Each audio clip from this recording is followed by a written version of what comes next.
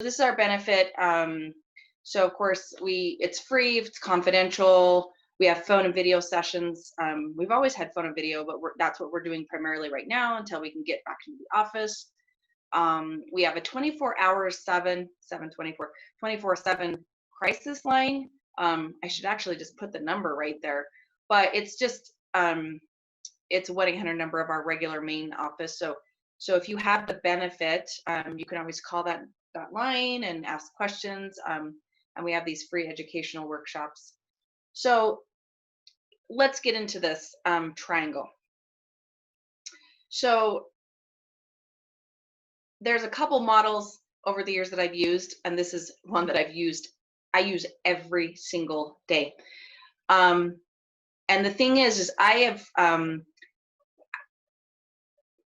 going to send you this handout that you can see on my screen. If you can't see my screen, I try to remember that, like a lot of you are just in the class and you're doing something else and you can't like follow along with my screen, but I have the PowerPoint and I have this handout that I've sent to Heather, and she's going to send you both of those, the PowerPoint and in the handout to your email. So if you want that, and if we don't have your email and you're not in our system or something, please email Heather back, or I mean, obviously you have your email through the Zoom, but if we don't know who you are or you want more information, you can always email me on that first slide of carol@blomquisthealth.com. But this is the big, this handout is what I hand to people constantly. This has everything on it, and I love it. I love it, love it, love it. And every time I hand it out to someone, I cross out, so he got this wrong. Catman, yeah, okay, he got this wrong, but it's okay. I cross out drama. So it's a stop the drama triangle. It's a conflict triangle.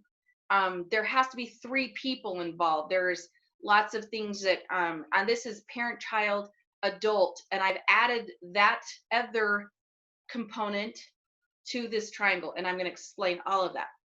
So the thing is I cross out drama. It is not drama. It is absolutely trauma. So this is a trauma triangle. When we have conflict, it's traumatic. We can have relational trauma. And I've been listening to some trauma workshop for the last 7 days because it was free. And so I was like trying to listen to it as fast as I could each day, because after the day, it cost money to listen to the webinars. And so I was like listening and listening and listening. I went through, I don't know, hours and hours of trauma workshops. And that's what this is. When you persecute, bully, rescue the victim, it's traumatic. It's not drama. So just, that's my little soapbox. So I'm going to teach you what the triangle means, how to not get involved, and how to get out of the triangle and step outside of the triangle when you need to. So like I said, this is a model from Catman, and it's gone in a lot of different areas, in a lot of different directions over the years. So that's just a whole bunch of information on that first slide that we're going to go over. But that's the handout that you get. So as I said, stop the drama, cross it out. Here's the trauma.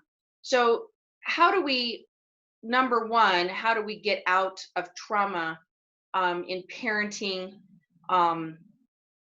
And so the way we do that is by coaching and challenging and staying in your role. So I'm going to teach you what the roles are, because this is the parent, child, adult triangle also. So this book, I'm okay, you're okay, is referenced in the back of your book. This is my original copy that someone gave me when I was 21 years old. I'm not going to tell you how old I am and how old this is, but I'm in my 40s. So so this is, and I have this at home.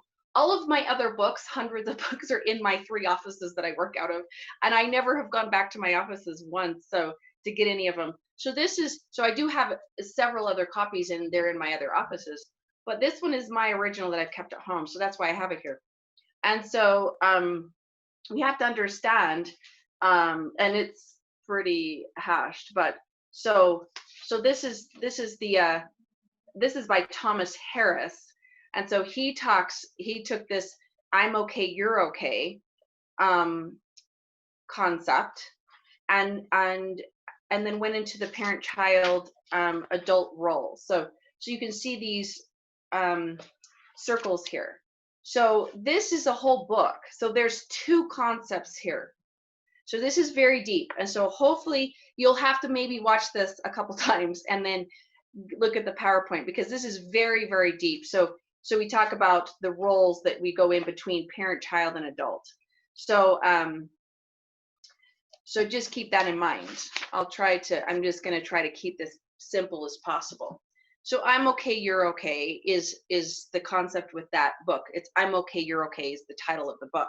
And that, like I said, is referenced in the back. So you can look at that deeper if you want to. So the analysis is based on the idea that one's behavior and social relationship reflects an exchange between parent, adult, and childlike aspects of personality development early in life. Okay, so that's the model. So here's parent, child, adult. I use this in couples all the time and in parenting, because the parental role that I'm going to teach you about is this nurturing critical. So when you're in a parent role, you're critical or you're nurturing. That's it. That's just what it is. So, and then when you're in an adult role, you're just rational. You're just adult, just rational. And childlike is this dependent, intuitive child personality. So these develop early in life. And so this is the deep part of this. Is I'm going to teach you about parent development and child development, and then the adult development early in your life, and how we come back to those roles when we're not supposed to. So a child is not supposed to go into the parental role when they're the child of the parent, right? So what happens is those get switched. And so on this last slide, you can see these arrows that go up and down, that go, so I always put the parent, child, and or parent, adult, child in that triangle. So think of the parent, child down here, and adult in this triangle the same way as the persecutor, rescuer, or victim, or challenger, coach to the thriver. So I hope everyone's following me. And if someone wants to interrupt me and ask a question, you totally can, or you could chat it to Heather. So this is, I'm putting these 2 triangles together. So here's the Kaplan triangle, the coach, challenger, and thriver. We want the child to be the thriver. So I put the child at the bottom. And here's the parent. You want to be the coach, the challenger. You don't want to be the persecutor and the rescuer. So persecuting and rescuing kind of parenting does not work. And I promise you that's the kind of parenting we're doing most often. We rescue out of guilt, and we're going to talk about that. So let me go over that again. The basis of this idea is one's behavior and social relations, so relationships, reflects on the exchange between parent, adult, child in the personality development early in life. So we have this exchange, okay? So, and how to get out of this conflict, and is in the middle here, is be the one to change the conflict and get out, is what I'm going to teach you. Because a triangle is not what we want, a triangulation. So you've heard of that before, right? 3 people in a triangle, super, super fun. When someone drags another coworker into the mix, or someone, the mother-in-law drags in the son, and then here's, the wife. It's like, oh wait, we've got 3 people in this triangle and it's getting messy and there's a conflict now. And you didn't need to drag that third party in. So this is the smaller version of Kaplan's drama triangle, which I call trauma triangle. So this is the other part. So the challenger, the coach, to the survivor, thriver, is what we want. Here's the I'm trying to look at my screen here and get rid of the video so I can see this side. But the persecutor and rescuer to the victim. So this is the conflict that is not good. We don't want to be the persecutor rescuer and then keeps the victim in the bottom role. Okay. So, and this is what happens with three people in a triangle. So this is some of the drama and the trauma that can happen. So a stable pair can be disabled by the third party. Okay, a stable pair. So there's two people and a third party comes in, and they can totally be disabled by the third party, right? So that's just, like I said, like a conflict with the coworker, and all of a sudden someone went and got somebody else, and they dragged them into the drama, which is trauma, because they're rescuing or persecuting or bullying the other person, because persecution is bullying. So here's a stable pair that can also, when one person is removed from the third party, right? Like a child leaving home, a stable pair can be not stable by the removal of that third party. And then an unstable pair can be stabilized by the addition of the third party, of a third person. So example, marriage becomes harmonious after a birth of a child, a contentious marriage. So if you were contentious before, then a child comes along and you become harmonious because you like, wow, we've got to do better here. We're contentious, we're fighting, we're toxic, and then we've got this child now, so let's do something different, and it becomes harmonious because you make a shift in your behavior. And then an unstable pair becoming stable by the removal of the third party. Okay, so a stable pair can be not stable by the third party, and then an unstable pair can become stable by removal of the third party. So that's Bowen. So, and that's his take on that in 1966. He came up with some of this, that part of the model. So, okay, so let's go into what we don't want to do here on this side of the screen is the bully. And then what's the opposite of bullying and the persecutor in the triangle is the challenger. Because remember, I'm going to go back to this. So here's the main, so the persecutor, bully, rescuer, victim in the upside down triangle. So what we want is to understand what the first one is persecutor and bullier. So the bully, in this book, so this is what this is we've got several concepts going on here again. So the bully is, you're not okay, but I am okay. So the bully, that's their mindset, is I'm okay, you're okay. Oh wait, the bully is, you're not okay, but I am. So I'm going to control you, blame you, criticize you, get angry, be authoritative parent, rigid, self-righteous, and it's all your fault. So that's that narcissistic trait. Okay, it's just a trait. So you're bullying someone, and there's lots of deeper rooted issues to this that I don't have time to go into, that I love to go into, but and so the opposite of that is a challenger. So when we want to parent, or just in relationships, if you want to bully and blame and criticize people, you're not going to get very far. So challenger is, you have boundaries, you send the message to the other person that you're capable. So that's that love and logics concept of, I'm going to give you thinking words instead of fighting words. I'm going to give you choices instead of dictating.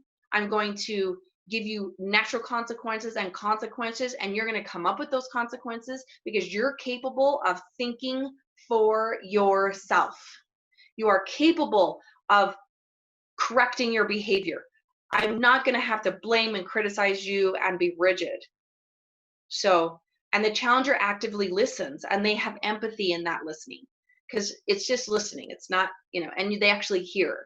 So clear, assertive expectations. A challenger says, I have boundaries, and then here's the expectations. And then they actually follow through. That's a whole other, and I already did a boundaries class. And then next week, I'm doing a regular boundaries with toxic people. And I don't know if I'm even going to call it toxic, but everyone knows what that means, toxic. it's with a bully. Like if you have a relationship with someone in your life that is a bully and you're trying to be the challenger, it's difficult. It really is. But this is your behavior. You can choose to be a bully or a challenger. But you provide choices that love and logics, and then you have to know your own worth and value system of what you're trying to achieve here. Coaching and challenging. Those are two of my favorite C words. Now, I had a therapist that I've said many, many times, give me two other words that go along with this that I've never forgotten, that I'm very grateful for, is entice and invite. Sometimes all we can do as parents in the end of the day, at the end of our ropes, is entice and invite. So do you think about those words? I can entice my kids to come and eat dinner. I can invite my kids to go to the store with me. I can entice them to clean their room with a reward system. Really, honestly, anymore, that's what we got.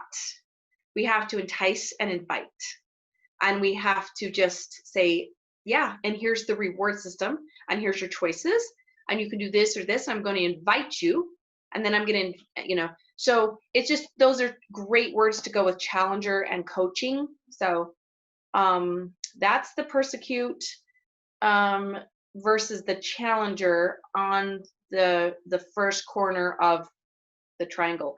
And that means I'm not okay. You're not okay, but I am. And then the challenger is like, I'm okay, and I know you're okay. So I'm okay, you're okay is the challenger. So the next one's the rescuer. So we, sorry folks, but we're doing lots of rescuing parenting, because that's just the opposite of what our parents, and our grandparents, they were very authoritative. And so and dictating, and that drill sergeant, and so we've become more passive, right?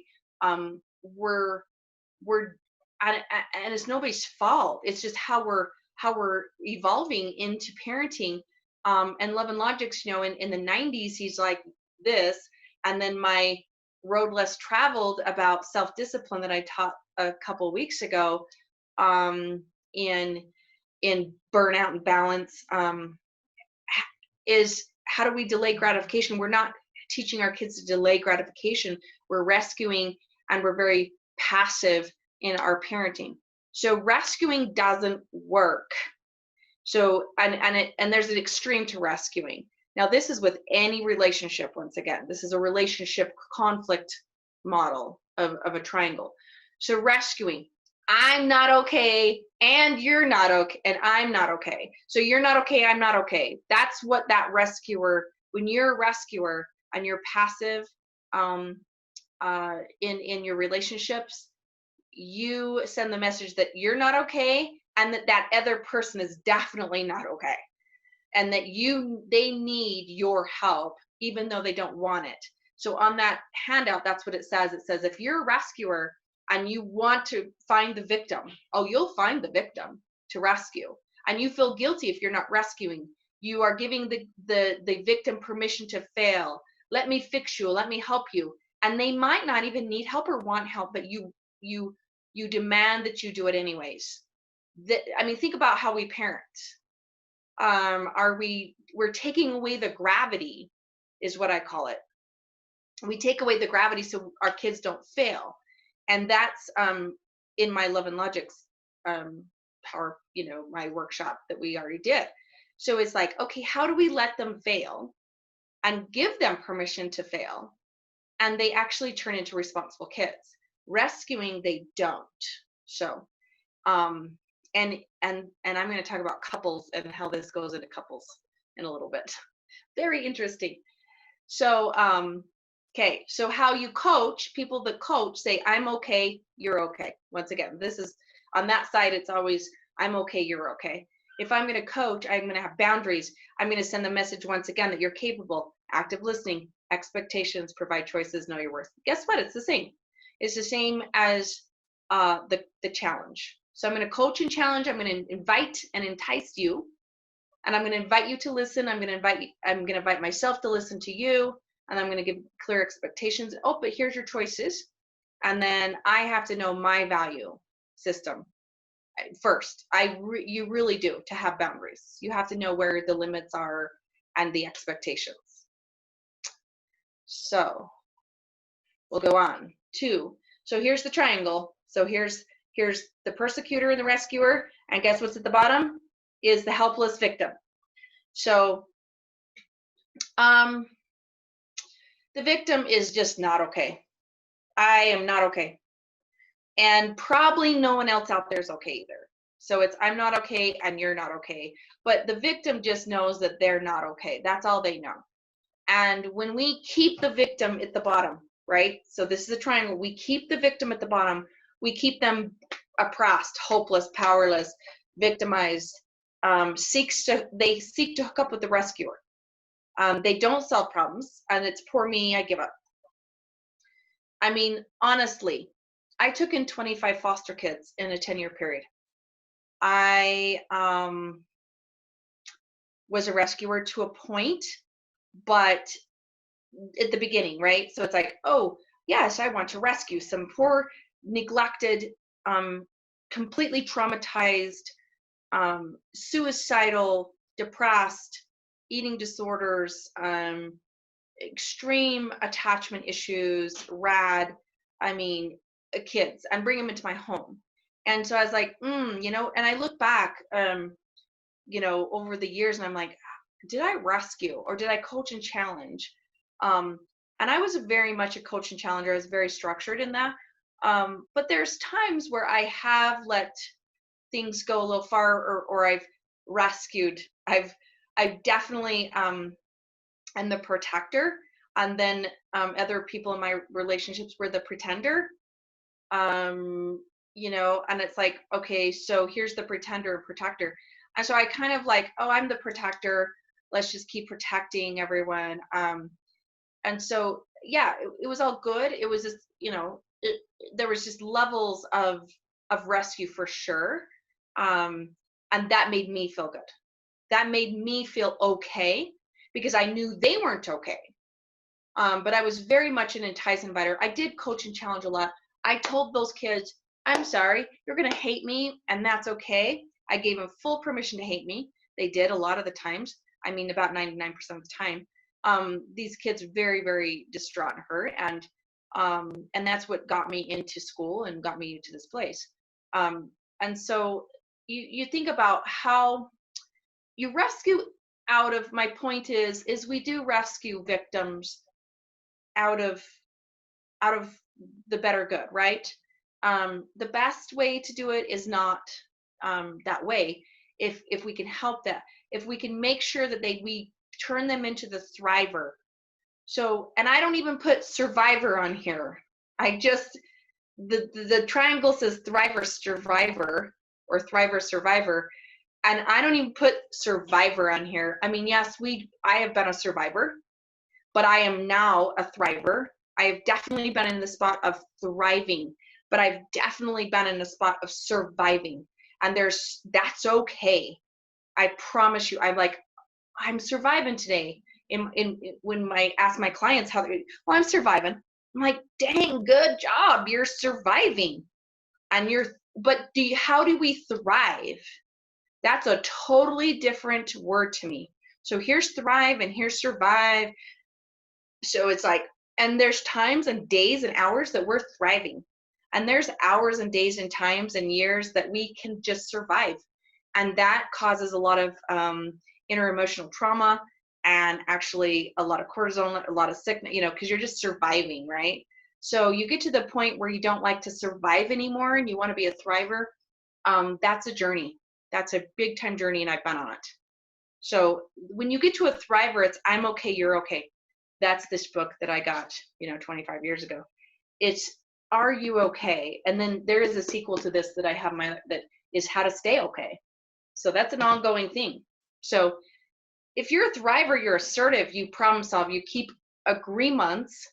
That's called your intention and your integrity. You do what you say you're going to do. Your integrity behind closed doors. You're grateful. So we have lots of research on gratefulness, and courage and worth and boundaries. Those are a little bit of Brene Brown stuff.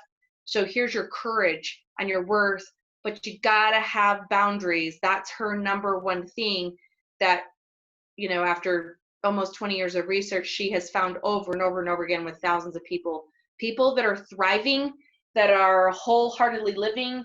I mean, these are my stack of books always. I mean, of course I have new ones, but that I get, and I stack them right here, and I order new ones all the time. But this one's my copy again. This is, you know, I talk about this all the time, gifts of imperfection. If you want to thrive, this is wholeheartedly living.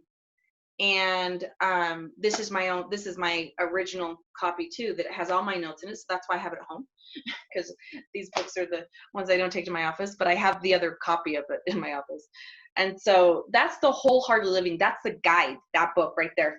And it's this thick, you know, it's just an amazing book on how to thrive and how to, what I call thriving, how to live wholeheartedly. And that's your worth and boundaries, and having courage, connection, compassion. Those are all her C words. But so that's the difference in, okay, so then we get into the deeper part of like, why do we rescue the victim? Why do we keep the victim down? Why is the rescuer attracted to the victim? Why was I attracted to the victim? Why was I, as the rescuer or as the challenger and the coach, attracted to help the victimized, you know, kiddos? Because they weren't okay. And that was my goal, is to turn them into the thriver. And it wasn't my goal. My goal was actually to get them adoptable, because I never adopted any of them, but they needed to be in my home long enough to get adoptable. If it's a really sad word. They had to become adoptable, because they weren't adoptable when they first come into the system. They just aren't. It's very, very difficult because they have severe trauma and behavior. So getting them into the I'm okay for a minute. But that's a deep, deep rooted statement there, because when you aren't okay, so this is the concept of this slide still on the victim, the helpless, is when you don't feel okay, you are in the child role. Okay? So what happens is you stay in that child role. The child role says, I'm the victim, I'm helpless. See, helpless, oppressed. I'm helpless. So if I'm helpless, I need someone to coach and challenge me or rescue me. And then I feel better, like being fed, picked up. Those first 3 years, you are not okay. Now the book talks about, here again, I'm okay, you're okay, talks about that and how you stay in that child role until you get your needs met. So as adults, when we go back into I'm not okay, it's because our needs aren't getting met and we're like, oh, I'm the victim. I need my needs met. And you'll hook up with the rescuer. You will hook up with the rescuer. And the rescuer will be a manipulative rescuer or a persecutor. And that's usually what happens in the triangle. And how to get out of that is later. So what game are we playing? This is a little game. And this is how they talk about the model. There's been a lot of discussion and for over the last 40 years on this model, and people have taken it and analyzed it and researched it and how it works in relationships. There's lots of different triangles that have come out of this. So there's lots of different games. They look at it as how, you know, we're playing the game, right? So that's the other concept that they put in there is, okay, what game are you playing? What role do you want to play? Because it's a game. So do you want to play the child game and be in the child role? I'm not okay. Do you want to be in the thriver role? Is I'm okay, you're okay? Or do you want to be, you know, in the persecution is, oh, I'm okay, but everyone else is not. Okay. So look at what game you're going to play here. So this is the questions that we can ask ourselves in the first inning here. What position am I playing? Parent-child, so think of just the parent-child role. The child is, so back to the foster children, they were parentified immensely. That means that their roles were switched, okay? Their roles were switched. and they were parentified, meaning at 3 years old, they learned how to go next door to find food for their older brother or their younger brother, or even at 3. And they learned how to go next door and steal and walk into someone's house and get some food. Or they learned that their parents were poor and then they needed to go get a job, or they needed to save their money, and so they would give their money to their parents when they were very young, for their addictions or their bills. Or that's parentification. Taking care of other siblings nonstop. I mean, it's okay to it's okay to be a family unit and have responsibility, but when the child is put into the parental role, that is parentification, and that really is traumatic. It is extremely traumatic for the child, because they grow up in a totally different sense of what their roles are. When they become adults, they become rescuers, because they want to rescue everybody, because that's what their role was when they were very little. So who has the power?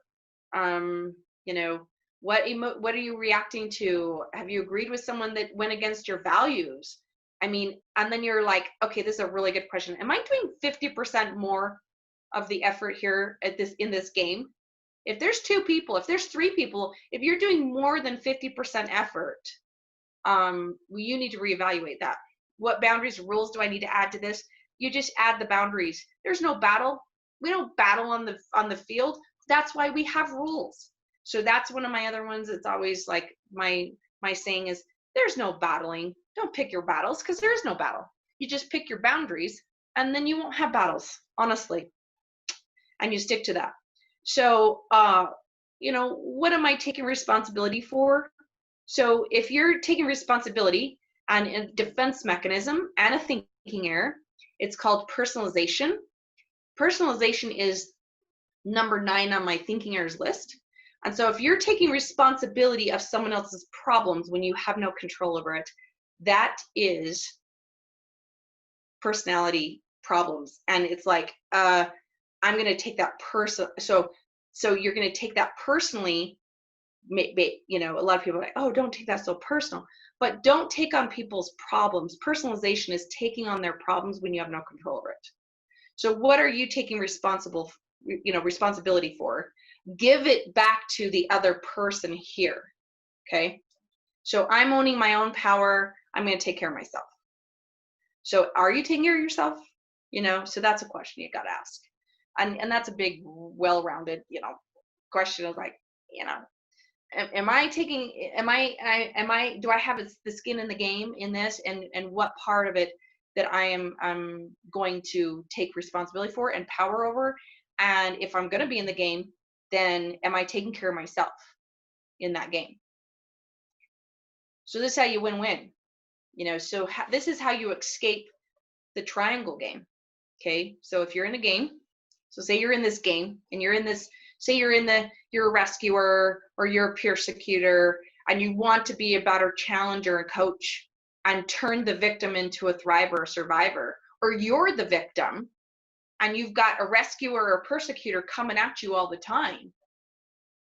I mean, and your child might feel like they're the rescuer because they're parentifying the victim. Do you see how this goes back and forth? So escape the game is you're holding your boundaries. There's got to be rules for a reason. If we didn't have rules in a game, it would be chaotic. If we didn't have time limits, that's my favorite thing. I want to get, I should have worn my, I don't have one. I could have been a referee and had my whistle and been like, time out. It is time out. And I love it. It's like, okay, we have breaks for a reason. Take a time out. That's boundaries. So here's aggressively. If we're playing aggressively, no, we got to stop. You can't do that. There's rules. You can't kick someone in the shin. You can't trip people in soccer. You can't, but it happens, right? But, and then what do we do as parents? We rescue. We run in and rescue it. So move to the center position. So this is the triangle. That's what this means, okay?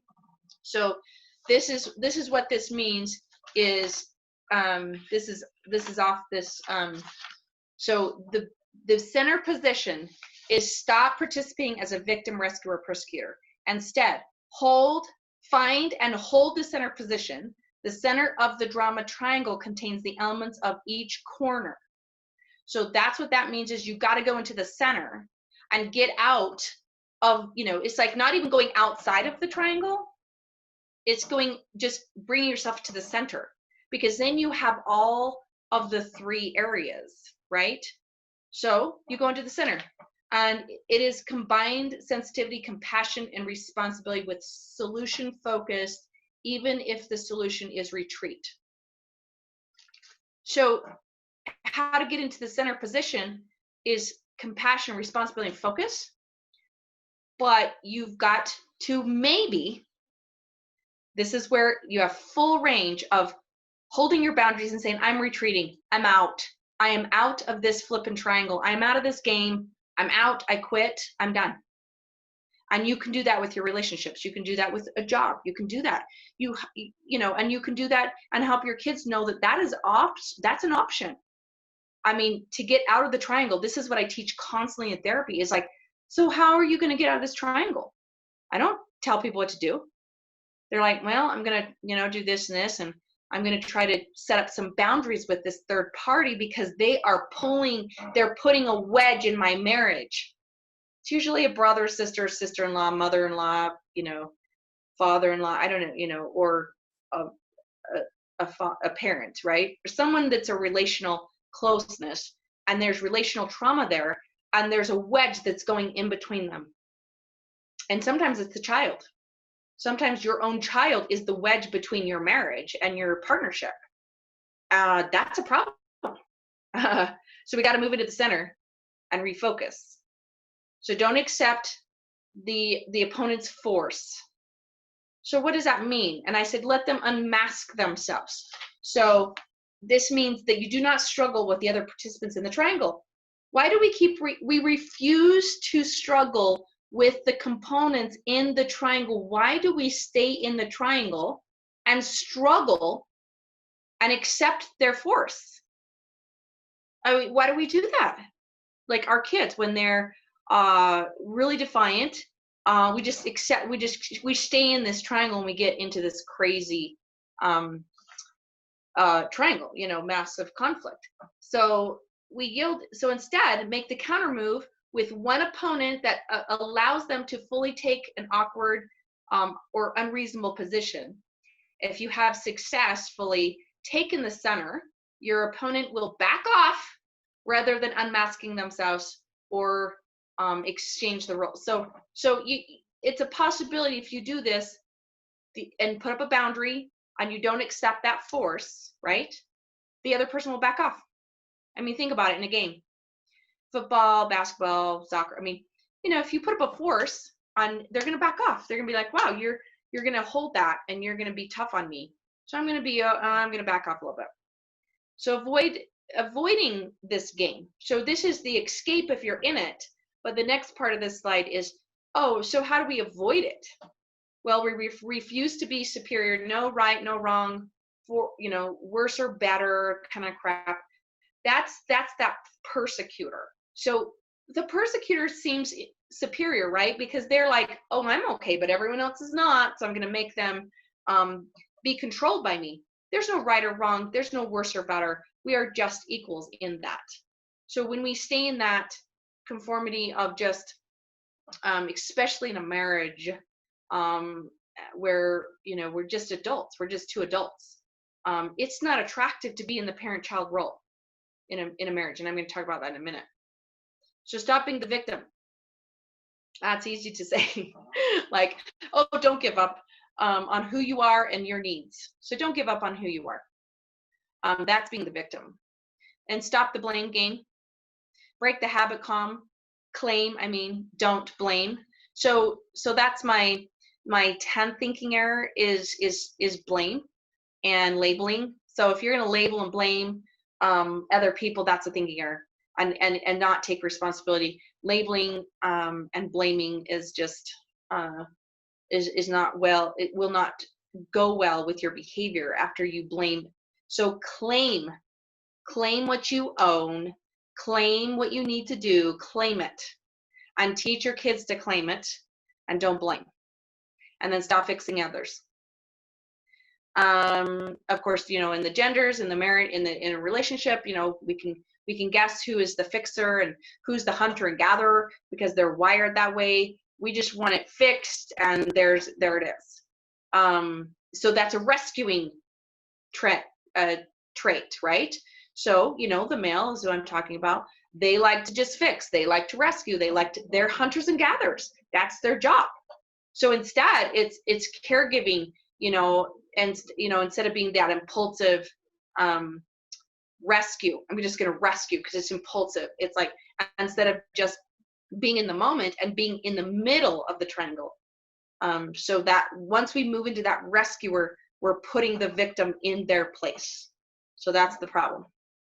So how to avoid that. So speaking of boundaries, I'm just a couple slides on boundaries real quick, because remember, that's the basis of being outside in the coach and challenge and having assertive behavior and parenting is boundaries. So we can expect people to put value on our work. We can. Which one is that? We can. How? Yeah. How can we expect people to put a value on our work when we don't value ourselves enough to set and hold uncomfortable boundaries? So how can we expect people to value what we're saying, value our home, value your, you know, my materialistic things, value my emotional health, value my physical health, if we can't hold those uncomfortable boundaries? So compassionate people, once again, have boundaries. They combat resentment. One thing that was common in the denominator of boundaries with shame resilient people. So like I said before, people that have boundaries were shame resilient, and that was her research, and she comes across that constantly in all of her research. So boundaries are, I'm not gonna go over this in depth, but here's what boundaries are. There's 6 types. Just find them, know them. They're rules, they're guidelines, they're valuable, they're balance, they're equalizers, they're modeling and teaching, they're courageous, they're safety, they deepen relationships. That is all fact. When you have a boundary, you will have a deeper relationship with that person. It does deepen them. Passive and non-assertive behavior does not. So the 6 types of boundaries: physical, intellectual, emotional, sexual, material, and time. So I always challenge people to pick one of those that you struggle with, and just put a boundary up around one of those categories. If it's emotional boundaries that you need to have, and you need to set limits on, you know, your vulnerability and your emotions, then start doing that. And here's the effective parenting. So back to, you know, it's like, oh, here's all this coach, challenge, or persecute or rescue.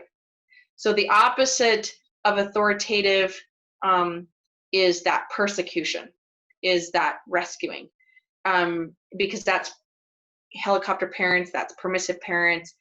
So I just did one slide of what does work, the effective type, and that's assertive and problem solving and patience and empathy. That all goes into coach and challenge on there. Thinking words, choices, opinions, clear, natural consequences. This equals what you're going to produce is a responsible child, a self-identity child. They have self-esteem, they have self-discipline, they have emotional intelligence, and so on. So to stay out of the triangle. Okay, so we're going to go, so that's it. There's some references of those books. Rising Strong, Harris's I'm Okay, You're Okay, and then just the Cartman, all the articles that the drama triangle comes out of, and a couple other references. So go back to this slide right here, and then we're going to do questions. So in like 1 minute. So go ahead and chat some questions away to Heather, and we'll have a little discussion and questions, because this is very, very deep. So here's the thing. Here's I'm not okay is a child. Adult is I'm okay, you're okay. You know, a parent can be I'm okay, you're okay. But if you get into the other ones, it's that I want to be in the child role. So when you go into the child role, you're not okay, because that's what happens when you're a child. You're not okay until your needs are met. Um, and so that's where that comes from. So if in a couple situation, I told you I'd touch on the couples in a minute. If you are in a relationship, in a partnership, in a marriage, any of those, what happens when you become the child in the relationship over a parent or an adult? It sounds like this. So this is the parent in the relationship, okay? And you're not a parent over your husband or wife, but this is what it sounds like. When are you going to be home? Who are you talking to? Why didn't you call me? Who are you chatting with on Facebook? Did you pay that bill? Why don't you just do the dishes? Why didn't you tell me about this? I mean, it's have you been drinking? You know, it's like, it's all those questions that we would ask a child. When are you gonna clean your room? When are you gonna do your homework? I mean, let me know when you're gonna be home. You were late. Why didn't you tell me? Why didn't you text me? It really bothers me when you don't text me and you're late from work, or when you're late from whatever. And why didn't you tell me that you were gonna go do that? Why did you buy that? I can't believe you bought that. Why didn't we discuss this before you bought that? That's how you talk to a child. And that is our pretty norm conversation with a lot of couples. So what's the challenge with that? What's wrong with that? If you think about the persecutor and the victim, you're keeping them in that role, and you're the parent over the child. You're almost parentifying the other partner. I mean, so this is not attractive. This doesn't work in a relationship. This is the biggest thing I see, and the biggest thing I teach in couples therapy is get out of the parent-child role. Get out of it, which is the persecutor rescuer to the victim, right? Because you are just two adults. So what happens is the child is formed from 0 to, let's see, I was looking for that. The child is I'm not okay is birth to 5.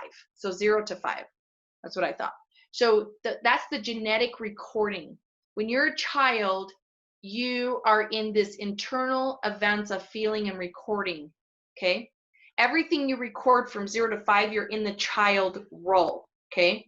So in the parental role, though, this is 1 to 5 years. You're collecting, and I didn't put this in a slide, but the collection of recording in the brain of the no's and the do's and don'ts and coups and pleasure is you learn the parental role from 1 to 5 years old. So as a child, you are in the parental role of, I saw this, I know what to do and what not to do because my parents told me that. So I'm collecting recordings in my brain of what to not to do or what to do. So when you go into the parental role as a wife or a husband, you go back to your 1 to 5 years old of what you don't and do and your pleasure, like your do's and don'ts of what you learned. So of course you're like, don't do that, do this, don't be late, don't pay that bill late. Why didn't you do that? Why don't you do your laundry? Do you see that? And so it gets really messy. And then you're putting that child back into, oh, I'm going to my internal events and feelings that I'm not okay when I'm a child from 0 to 5. So the adult, by the way, is 10 months plus. So after 10 months, you become more independent because you're walking and crawling at that point. So this is very deep. This is so interesting to me. So the adult one is from 10 months on, and it's because you become powerful at 10 months. You become different at 10 months when you start walking and moving. you're recording data according to the computed evidence and previous decisions of information. So that's the adult role. So this gets really deep. This is like very psychology stuff. So let's go into questions so we can see if everyone's there. Couple minutes for questions.